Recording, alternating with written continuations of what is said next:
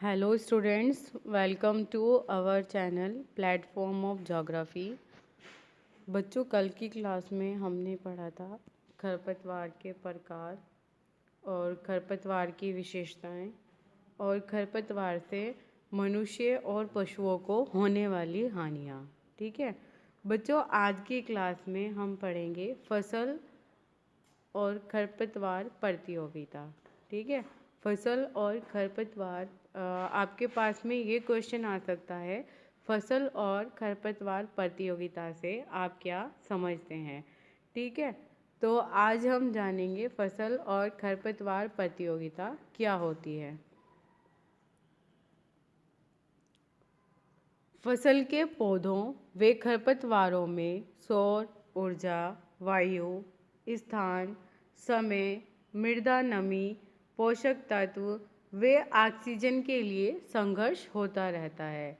ठीक है, फसल के जो पौधे होते हैं उनमें और खरपतवारों में सौर ऊर्जा, वायु, स्थान, समय, मृदा नमी, पोषक तत्व व ऑक्सीजन के लिए संघर्ष होता रहता है, एक दूसरे में कंपटीशन चलता रहता है।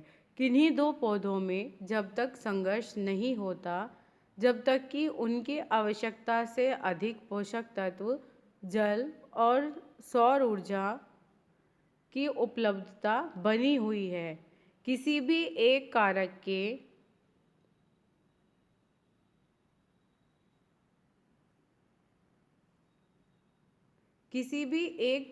के आवश्यकता से कम होने पर संघर्ष शुरू हो जाता है। ठीक है, जैसे ही कोई भी एक कारक आवश्यकता से कम हो जाएगा तो फसल और खरपतवार के बीच उसको ग्रहण करने के लिए संघर्ष शुरू हो जाता है।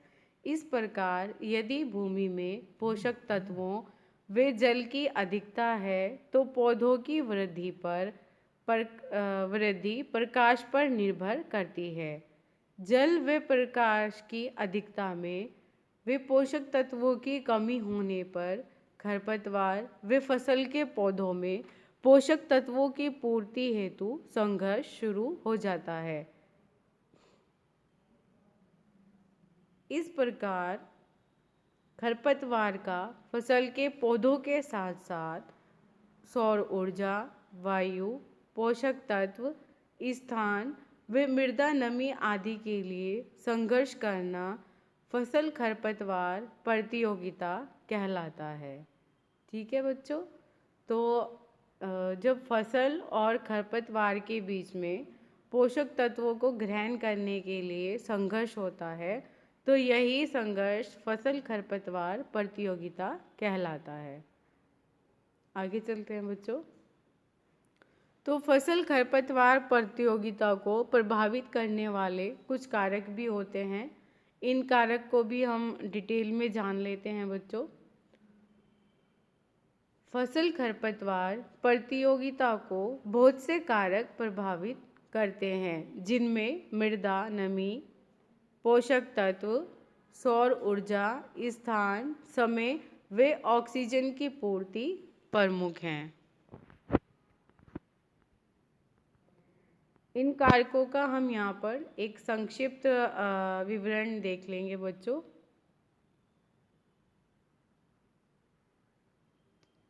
फर्स्ट है पॉइंट हमारा पोषक तत्व। फसल खरपतवार प्रतियोगिता में पोषक तत्वों के लिए संघर्ष अति महत्वपूर्ण है। पौधों की वृद्धि में आवश्यक पोषक तत्व के लिए खरपतवार फसल के पौधों के साथ स्पर्धा करते हैं। किसी भी तत्व की कमी की अवस्था में फसलों व खरपतवारों के बीच उस तत्व को ग्रहण करने के लिए प्रतियोगिता प्रारंभ हो जाती है, जिससे फसल की वृद्धि एवं उपज पर प्रतिकूल प्रभाव पड़ता है। एक आंकलन के अनुसार खरपतवार भूमि से फसलों की वृद्धि के लिए आवश्यक पोषक तत्वों जैसे नाइट्रोजन 47%, फास्फोरस 42%, पोटेशियम 55%, कैल्शियम 39% और मैग्नीशियम 24% ग्रहण करते हैं। चौलाई खरपतवार की जातियाँ प्राय अपने शुष्क पदार्थ में 3% से अधिक नाइट्रोजन संचित करती है। बथुआ और कुल्फा खरपतवारों के शुष्क पदार्थ में 1.3% पोटेशियम पाया जाता है। खरपतवारों के शुष्क पदार्थ का उत्पादन 1 से 10 टन प्रति हेक्टेयर तक होता है। ठीक है, शुष्क कुल्फा और शुष्क पदार्थ में 1.3% पोटेशियम पाया जाता है। खरपतवारों के शुष्क पदार्थ का उत्पादन 1 से 10 टन प्रति हेक्टेयर तक होता है। सेकंड पॉइंट आता है मृदा नमी। ठीक है, सामान्यतः फसल व खरपतवारों के बीच होने वाली प्रतिस्पर्धा को प्रभावित करने वाले कारकों में मृदा नमी सॉइल मॉइस्चर एक महत्वपूर्ण कारक है। शुष्क व अर्धशुष्क भूमियों में नमी के कारण स्थिति और भी गंभीर हो जाती है।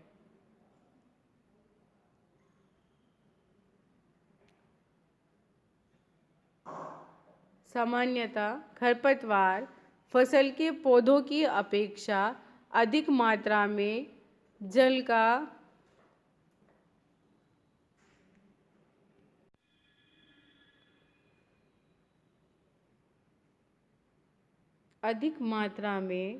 का उसंवेदन करते हैं। इसलिए शुष्क कृषि वाले क्षेत्रों में खरपतवार युक्त खेत से खरपतवार रहित खेत की अपेक्षा वास्तविक वाष्पोत्सर्जन अधिक होता है।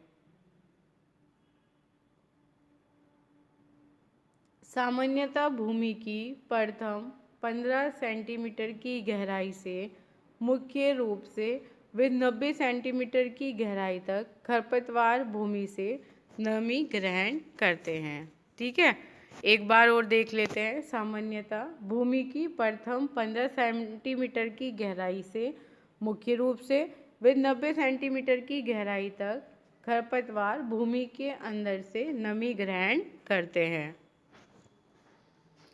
थर्ड कारक होता है फसल और खरपतवार प्रतियोगिता को प्रभावित करने वाला थर्ड कारक होता है सौर ऊर्जा, सोलर एनर्जी। अन्य कारकों की भांति सूर्य से प्राप्त होने वाली सौर ऊर्जा भी फसल खरपतवार प्रतिस्पर्धा को प्रभावित करती है। खरपतवार के पौधों की ऊंचाई सौर ऊर्जा के प्रयोग करने के लिए फसल के पौधों के साथ संघर्ष करने वाला प्रमुख कारक होता है। भूमि व नमी व पोषक तत्वों की प्रचुर मात्रा व सौर ऊर्जा की उपस्थिति में खरपतवार फसल के पौधों से अधिक वृद्धि करते हैं और उनकी ऊंचाई तेजी से बढ़ती है। सौर ऊर्जा के लिए खरपतवारों द्वारा प्रतिस्पर्धा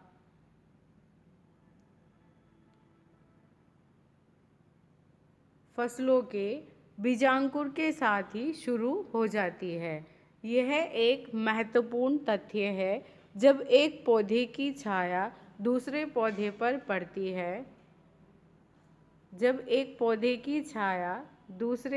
पर पड़ती है, तो प्रकाश के अधिक होने पर भी कोई लाभ नहीं होता। ठीक है, कोई लाभ नहीं होता।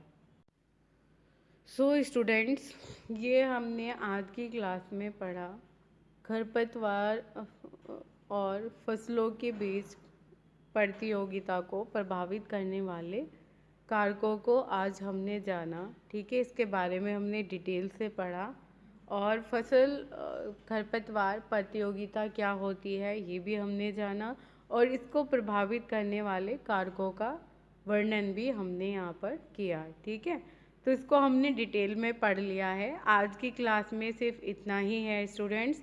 कल की क्लास में हम पढ़ेंगे फसलों को खरपतवार रहित रखने के लिए खरपतवार नाशियों का प्रयोग किस प्रकार किया जाता है। ठीक है, तो बच्चों आज की क्लास में इतना ही है। आई होप सो कि आप सभी को ये क्लियर हो गया होगा कि फसल और खरपतवार प्रतियोगिता क्या होती है। ठीक है, और उनको प्रभावित करने वाले कौन कौन से मुख्यतः कारक होते हैं। ठीक है, तो स्टूडेंट्स आप सभी मुझे नोट्स बना करके सेंड कीजिएगा, और कोई भी प्रॉब्लम आपको होती है, कुछ आपको समझ नहीं आता है, तो आप मुझे बाय मैसेज पूछ सकते हो, कमेंट बॉक्स में कमेंट कर सकते हो। और सभी स्टूडेंट्स वीडियो देखने के बाद कोई भी क्वेरी आपकी होती है कमेंट बॉक्स में कमेंट ज़रूर किया करें। ठीक है, तो मिलते हैं बच्चों कल की क्लास में।